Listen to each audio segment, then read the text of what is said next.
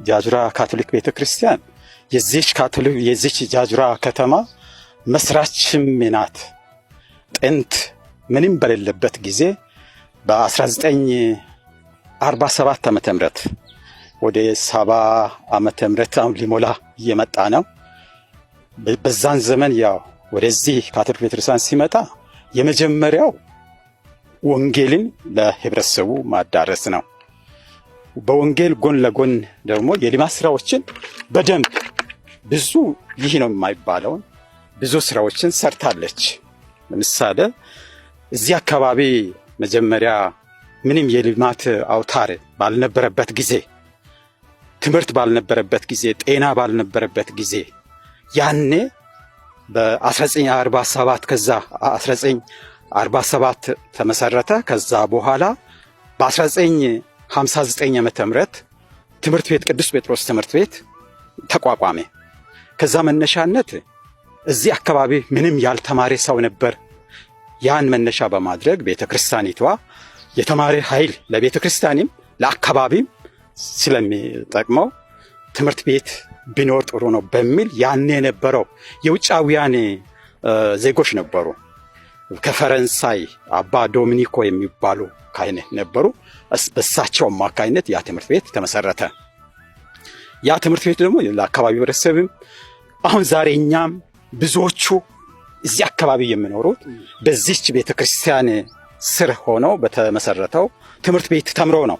ለዚህ ብዙ ምሁራንን ያፈራበት ትምህርት ቤት ነው።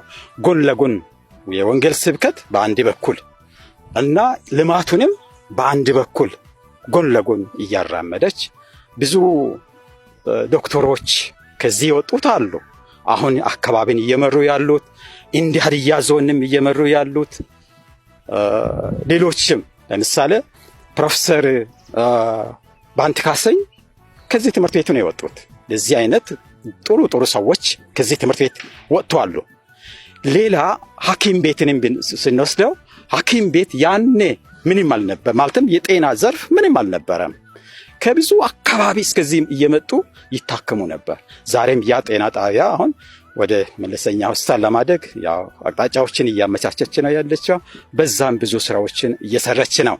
በሌላ ሁኔታም ስናይ እዚህ አካባቢ ከተሰሩ ስራዎች ስናነሳ ቤተክርስቲያኒቷ በልማት ስራ እውነት ቤተክርስቲያኒቷን አሁን ከፍ ለማድረግ ሳይሆን የሰረችዋን ነገር ማስታወሱ ግድ ስለምለን ውሃ እዚህ አካባቢ ውሃ ምንም አልነበረም። ይሄ የቧንቧ ውሃ በዚህ ቤተክርስቲያን ስር ነው። ከሸንቆላ ያን 6 ኪሎ ሜትር ሙሉ ወደዚህ መጥተው አሁን ዛሬ በእያንዳንዱ ቤት ንጹህ ውሃ እንድንጠጣ ያደረገችዋን በዚህ ቤተክርስቲያን ስር ነው።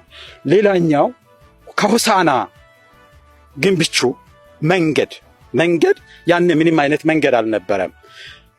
ቤተክርስቲያኗ ናት ይህንንም መንገድ ዛሬ እንደዚህ አይነት እስኪደርስ ድረስ በሚመቸው ሁሉ እየሰረች እየጠገነች እያስተካከለች ወደዚህች እንድተላለፍ አድርጋለች። ስለዚህ በዚህ አካባቢ በሚሰሩ ስራዎች ላይ የቤተክርስቲያኒቷ የልማት ስራዎች ውስጥ መሳተፏ ቀላል አይደለም።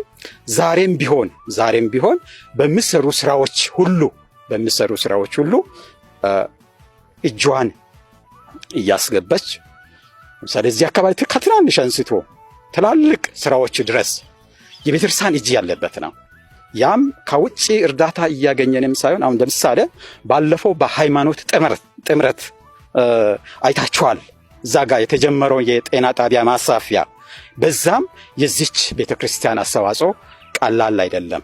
በዛም ያው አንዱም እኔም አስተባባሪ ስለነበርኩ አሁን ሁኔታዎቹ በጣም እየሄዱ ናቸው።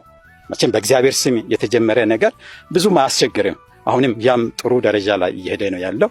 ስለዚህ አሁን ባለው ሁኔታ ለጃጁራ ከተማ ሙሉ በሙሉ ለጃጁራ ከተማ የቤተክርስቲያኒቷ አስተዋጽኦ በልማትም መቅጣጫ በወንጌልም መቅጣጫ ያው ሰፊ ስራ ነው እየተሰራ ያለው። በሌላ መንጻር በምእመናን በኩልም ስናይ በመንፈሳዊነትም ስናይ ለምሳሌ ይሄ ቤተክርስቲያን አሁን ሲታይ ማለት ነው እዚህ ጋር ሲታይ ይሄ ቤተክርስቲያን በውጫውያን የተሰራ ይመስላል። አይደለም፣ በምእመናን ተሳትፎ ነው የተሰራው። አሁን እንደዚህ ስናይ አሁን እዚህ ጋር ያለው ነገር ፈረንጅ የሰራ ወይም ሌላ ውጭ ሀገር መጥቶ ሊሆን ፕሮጀክት ተቀርጾ የሰራ ነገር ይመስላል። አይደለም፣ ትንሽ ነገር ነው ያገኘ ነው። ወደ 3 ሚሊዮን አካባቢ ብቻ ነው ያገኘ ነው። እኛ ግን ከ12 ሚሊዮን በላይ ምዕመናኑ ነው የሰራው። ስለዚህ ሰፊ ምዕመናንም ስላለው ምጽዋት ከሚሰጡትም ያው ለአካባቢው ህብረተሰብ አስፈላጊውን ይገዛ ዛሬም ትላንትም ስታደርግ ነበር፣ ዛሬም እያደረገች ነው የምትገኘው።